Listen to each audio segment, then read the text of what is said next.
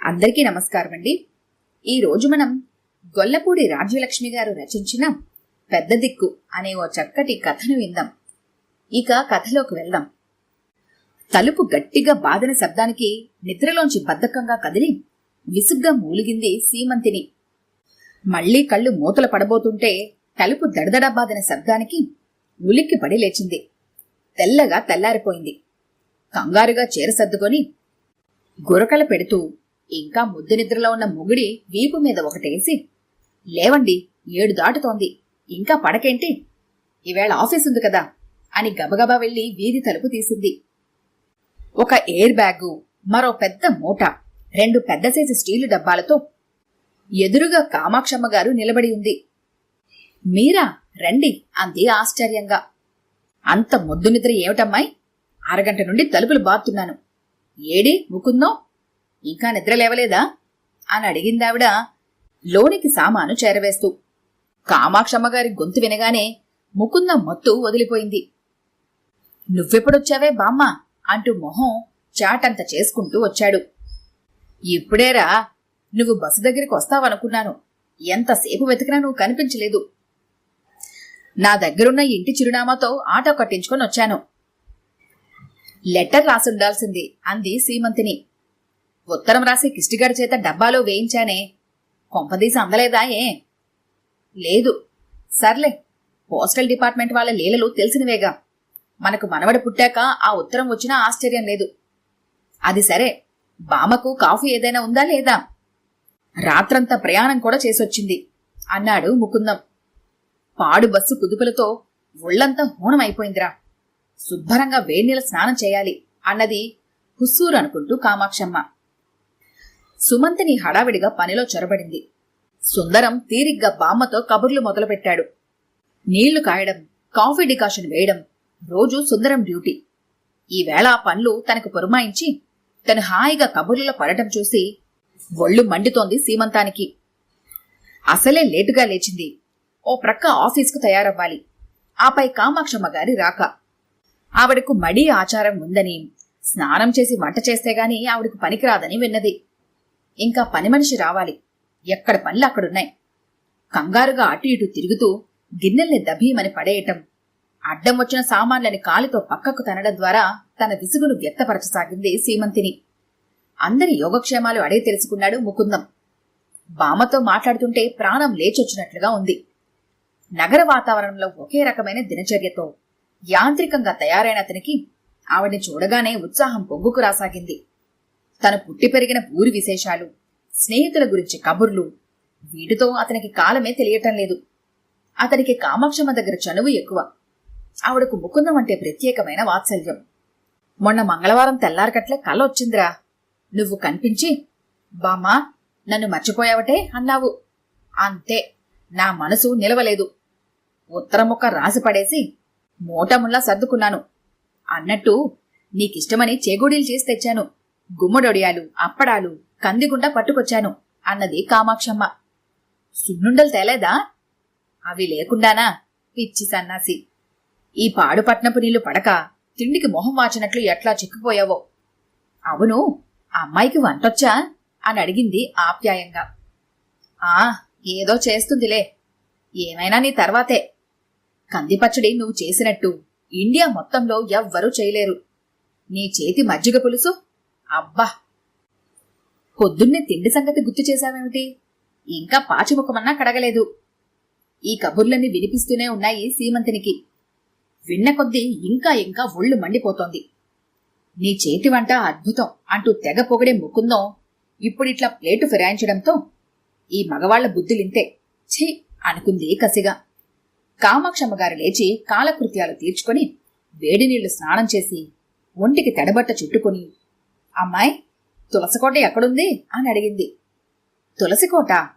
ఈ ఊళ్ళో గోల్కొండ కోట తప్ప మరేదీ లేదే అంది సీమంతిని.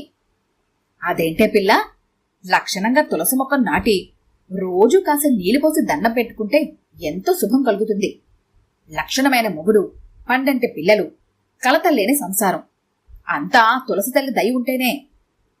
ఓ, తులసి మొక్క నర్సరీలో ఉందేమో, చూసి తెచ్చి పెడతానులేండి అంది లోపల విసుక్కుంటూ.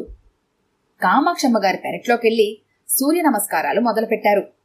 ప్రక్కవాటా వాళ్లు ఎదురుగా ఉన్న ఫ్లాట్లోని వాళ్లు తొంగి చుట్టం గమనించి చిరాకు పడింది సీమంతిని. ఈ పెద్దావిడకు చాలా చాదస్తాలున్నాయి. ఇన్నాళ్ళు గుట్టుగా ఉన్న కాపురం ఈవిడి వల్ల రట్టు కాదు కదా అనుకుంది అసహనంగా. శ్రీ సూర్యనారాయణ, వేద పారాయణ, లోక రక్షామణి అంటూ ఆవిడ భక్తి పారవస్యంలో పడింది. గబగబా బాత్రూంలోకి దూరి తలనిండా స్నానం చేసి తుమ్ముకుంటూ బయటకొచ్చిన సీమంతిని చూసి, తలంటుకున్నావా? అప్పుడే అయిపోయిందిటే, నన్ను పిలవలేకపోయావా? పులుసు పోసేదాన్ని అన్నది కామాక్షమ్మ. తలంటుకోవడం కాదండి, మీకు మడి కదా, అందుకని స్నానం చేసి వంట చేద్దామని. బావుందే అమ్మాయి, ఇన్నేళ్ళొచ్చి చిన్న పిల్లవు, నీ చేతి వండించుకుని తింటానా? త్వరగా తల తుడుచుకో, తుమ్ముతున్నావు కూడా, జలుబు చేస్తుందేమో.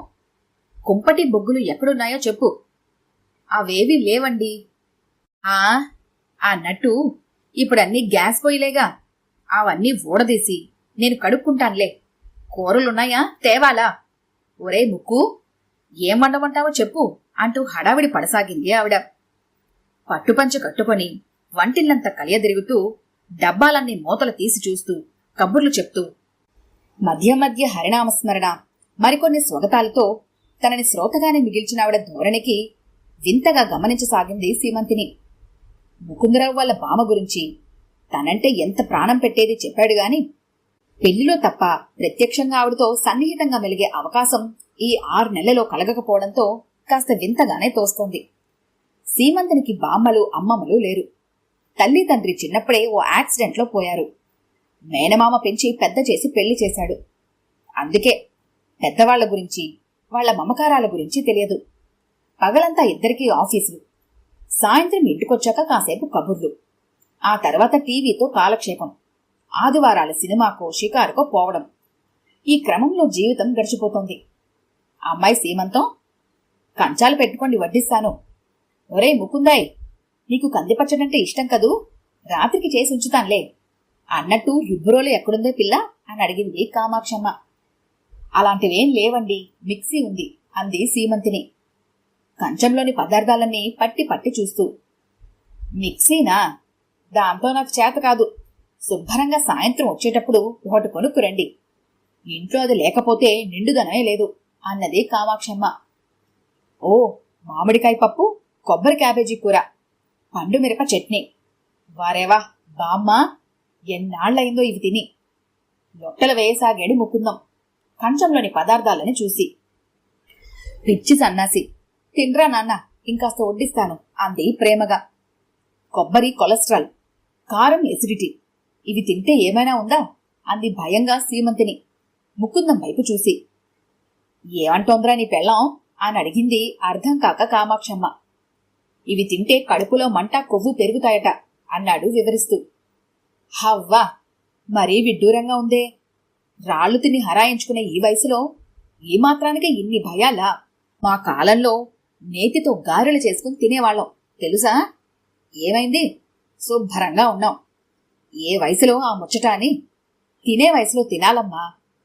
అరే ఏమిటి, అప్పుడే పెరిగేసేసుకున్నావు? ఏం తిన్నావని? మరి ఇంత పిట్ట తిండా? ముక్కు మీద వేలేసుకుంది కామాక్షమ్మ. పిట్టతిండి అంటే ఏమిటో అర్థం కాలేదు సీమంతినికి. ఎవరికెంత కావాలో అంతే తింటారు, బలవంతం దేనికి అన్నది. అది కాదు బామ్మ, డైటింగ్ చేస్తోంది, ఎక్కువ తింటే ఒళ్ళొస్తుందని భయం అన్నాడు ముకుందం పెరుగు జుర్రుకొని తింటూ. మొగుడివైపు ఉరుము చూసి కంచం ఎత్తుకుని లేచింది సీమంతిని. ఇదెక్కడ చోద్యంరా, తింటేనే ఒళ్ళొస్తోందా? ఇలా కడుపు మార్చుకొని ఆకలిని చంపుకుంటే రోగాలు రావు. కని పెంచాల్సిన వయసులో కడుపు కట్టుకుంటారంట్రా. తప్పు పిల్ల, శుభ్రంగా తినాలి, చక్కగా ఒళ్ళొంచి పనిచేయాలి, అది పద్ధతి.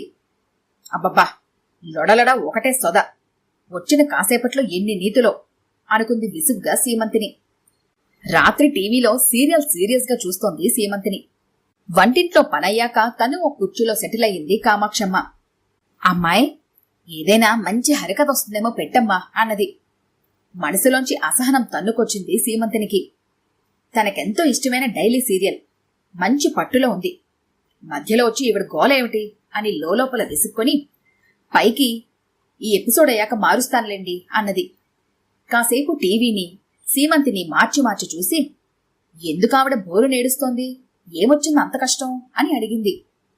అత్తగారి ఇంట్లోంచి గెంటిందని. ఏమొచ్చింది దానికి మాయరోగం? దేనికి? అదే ఆ అత్తరాకాశకి. ఇప్పుడు ఈ సీరియల్ మొత్తం కథ ఈవిడికి చెప్పాలా? బాబోయ్, దీనికంటే ఛానల్ మార్చడం బెటర్ అనుకుంటూ ఛానల్ మార్చింది. అందులో పిచ్చి పట్టినట్టుగా ఊగుతూ డాన్స్ చేస్తున్నారిద్దరి యాంకర్లు. అయ్యో అయ్యో, ఇదేం విపరీతమే, ఎందుకట్లా గెంతుతున్నారు, ఏం కుట్టింది వాళ్ళని అని అడిగింది కామాక్షమ్మ. ఆవిడ మాటలకు నవ్వాలో ఏడవాలో అర్థం కాలేదు. అది ఆడపిల్ల. అవ్వా, సిగ్గు లజ్జ వదిలేసి ఏం విరగబాటు, చండాలంగా ఉంది. స్టేషన్ మార్చమ్మా అంది వాంతి వస్తున్నట్టు ముఖం పెట్టి. ఇదెక్కడి గోల్రా బాబు అనుకుంటూ మరో ఛానల్ పెట్టింది. అక్కడ అన్నమాచార్య కీర్తనలు శ్రావ్యంగా పాడుతోంది ఒక గాయని. ఆహా, ఎంత కమ్మగా పాడుతోందో, నా ఆయుష్ కూడా పోసుకొని బ్రతకమ్మా అంటూ దీవెనలు అందించింది. సీమంతిని లేచింది. లేస్తావే, కూర్చో, నువ్వు కూడా విను అన్నది ఆవిడ. మీరు చూడండి, నాకు నిద్రొస్తోంది అన్నది తన గదిలోకి పోతూ. ఇది ఎట్లా ఆపాలో నాకు తెలియదమ్మాయి, ఈ కచేరీ అయ్యాక ఆపిపోదువులే, కూర్చో అన్నట్టు ముకుందయ్య అప్పుడే పడుకున్నాడా? వాడు చిన్నప్పటి నుంచి అంతే, గొంతులో ముద్ద దిగగానే మంచం ఎక్కుతాడు, నిద్రకు ఆగలేడు వెర్రి సన్నాసి. సీమంతిని మింగలేక కక్కలేక ఇరుక్కుపోయినట్లు కూర్చుండిపోయింది. కామాక్షమతో పాటు కార్యక్రమమంతా మొత్తం చచ్చినట్లు చూసింది. మహానుభావుడు ఆ అన్నమయ్య ఎంత గొప్పగా రాశాడు, అంత భక్తి కుదరాలంటే ఎన్ని జన్మలెత్తాలో అంటూ కార్యక్రమం పొడుగునా తన్మయురాలై చూసింది కామాక్షమ్మ. టీవీ ఆపగానే, వెళ్ళి పడుకో అమ్మా, మళ్ళీ పొద్దునే లేచి ఆఫీస్కెళ్లాలిగా, ఆయన సుఖంగా తిని హాయిగా ఇంట్లో పడుండక ఎందుకొచ్చిన ఉద్యోగాలు, మగాడు సంపాదించేది చాలదు, ఇంట్లో ఆఫీస్లో 2 చోట్ల కష్టపడుతూ ఎందుకంత రొస్టు? ఏమిటో, నేను చాదస్తంగా అంటున్నానని అనుకోకమ్మా సీమంతం, రేపు పిల్లా జల్లా పుడితే ఎంత కష్టమో ఆలోచించు అన్నది ఆవిడ. చాలా పొద్దుపోయింది మామగారు, పడుకోండి అంటూ ఆవిడ ప్రశ్నకు ఇదే జవాబు అన్నట్లు మరో మాటకు సందివ్వకుండా తన గదిలోకి వెళ్ళిపోయింది. ఏమిటివాళ అప్పుడే వచ్చేశావు, నీ పడకటేం 11 కదా అని అడిగాడు ముకుందం. ఏం లేదు అంది ముభావంగా సీమంతిని. ఏం లేదంటే ఏదో ఉందన్నమాటే, ఏమిటి సంగతి? ఏం లేదని చెప్పాగా అంది విసుగ్గా. ఒంట్లో బావుందా? ఒంట్లో బాగానే ఉంది, ఇంట్లోనే. ఇంట్లోనా? ఇంటికేమైంది? ఏమవుతుంది, వచ్చిందిగా మీ బామ్మ, ఆవిడ చాదస్తం కాదు గాని నా ప్రాణాలు తీస్తోంది.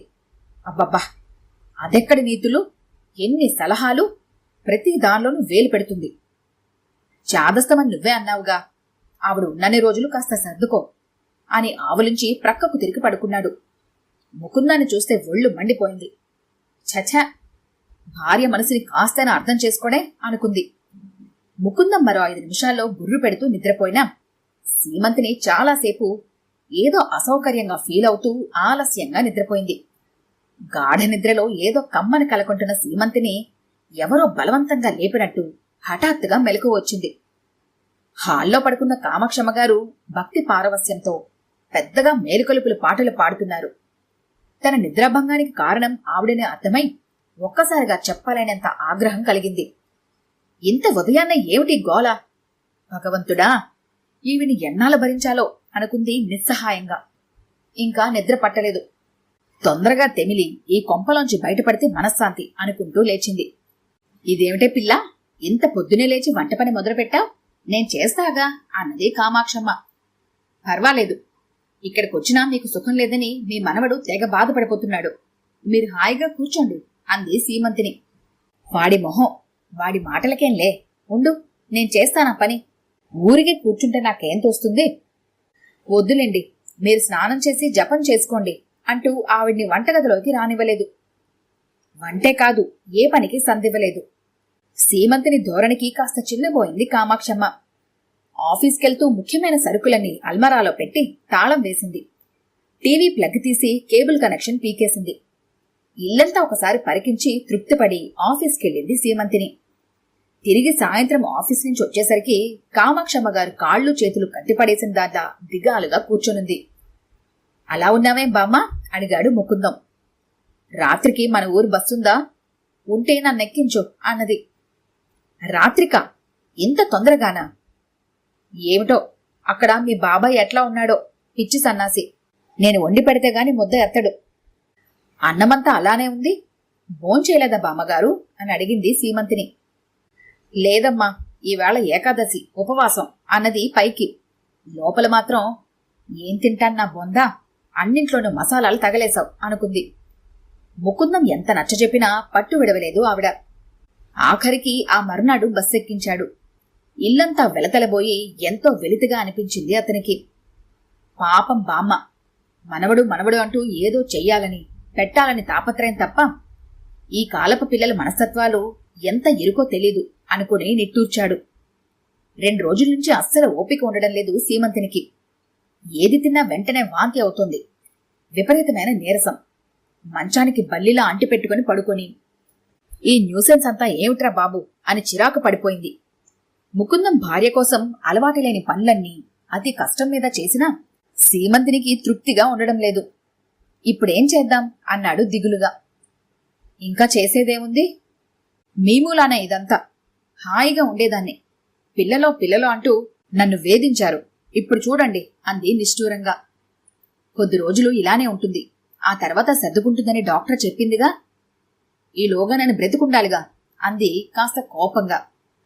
ఛ, అవేం మాటలు సీమ అంటూ తెగ బాధపడిపోయాడు. మరి మీకేమో వండడం రాదు, నాకేమో ఆ హోటల్ భోజనం తలుచుకుంటేనే వాంతొస్తోంది. సరే, అదలా ఉంచండి. నా కోసం ఎన్నాలని లీవ్ పెడతారు? నీకంటే నాకు ఆఫీస్ ఎక్కివేం కాదు కదా. పోనీ పక్క ఫ్లాట్లోని పార్వతమ్మగాని సహాయం అడగనా? ఎవరిని అడగక్కర్లేదు. నన్నిలా ఒంటరిగా పడుకోనియండి అంటూ మొహం తిప్పుకుంది నీరసంగా. ఏం చేయాలో తెలియనివాడిలా దిగులు పడిపోయాడు ముకుందం. 4 రోజులు గడిచినా పరిస్థితిలో మార్పేం లేదు. ఎంతో కష్టపడి పెళ్ళాంకిష్టమైనవి చేసినా సీమంతినికి రుచించడం లేదు. నాలుక చెవచచ్చి ఏవేవో తినాలన్న కోరికలొస్తున్నాయి సీమంతినికి. నిమ్మకాయ, మామిడికాయ, ఊరగాయలు కావాలి అనిపిస్తున్నాయి.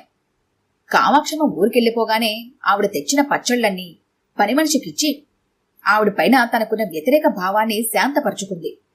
ఇప్పుడు అనిపిస్తోంది ఉంచుకుంటే బావుండేది అని. బామ్మగారు చేసిన తొక్కుడు లడ్డు, అరిసెలు గుర్తొచ్చి ఎంతైనా వంటల విషయంలో బామ్మగారు గ్రేట్ అనుకుంది. తన ప్రవర్తనకి సిగ్గు కలిగింది. ఆవిడ పొడే గిట్టనట్టుగా ఎంత ఘోరంగా ప్రవర్తించిందో తెలుసుకుని పశ్చాత్తాపంతో కుమిలిపోయింది. మరో 4 రోజుల తర్వాత బాత్రూంకెళ్లాలని లేచి కళ్ళు తిరిగి పడిపోయింది సీమంతిని. ముకుందం కంగారుగా హాస్పిటల్కి తీసుకెళ్లాడు. 2 రోజుల తర్వాత తిరిగి ఇంటికొచ్చిన సీమంతినికి ఇంట్లో ఎదురుగా కామాక్షమ్మ గారు కనిపించారు. ఆవిడ్ని చూడగానే ఏదో ఆత్మీయతాభావం పొంగిపోయి ఎప్పుడొచ్చారు అని అడిగింది ఎంతో బలం వచ్చినట్లై.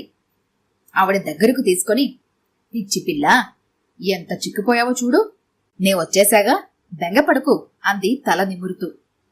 ఇక నిశ్చింతగా ఊపిరి పీల్చుకున్నాడు ముకుందం. ఈ కథ కనుక మీకు నచ్చినట్లయితే లైక్ చేయండి, షేర్ చేయండి. మరిన్ని ఇంట్రెస్టింగ్ కథల కోసం మా ఛానల్ని తప్పకుండా సబ్స్క్రైబ్ చేసుకోండి.